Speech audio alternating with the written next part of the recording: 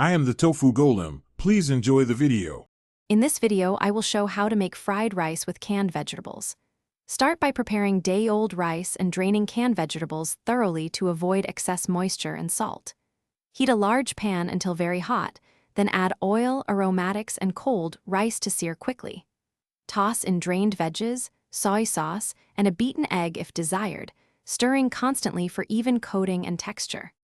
A few simple ingredients make great fried rice: cooked rice, canned vegetables, oil, aromatics, and a sauce. I like jasmine rice because it stays distinct and absorbs flavors without clumping.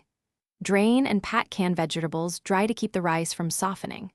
Use a neutral oil with a high smoke point and add soy sauce sparingly to taste, finishing with sesame oil or green onions for extra aroma. If you're finding this guide helpful, please subscribe and like the video to support more easy recipes. Quick recommendation: life's too short for cheap socks. Go darn tough for comfort and a lifetime warranty, perfect for standing while cooking.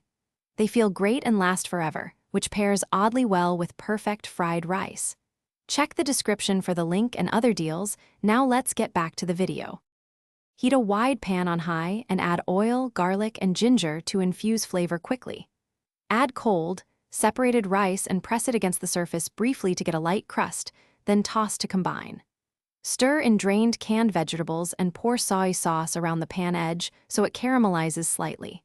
Finish with a beaten egg or scallions, taste for seasoning, and serve hot for best texture and flavor. Thanks for watching. Consider subscribing if we helped you today.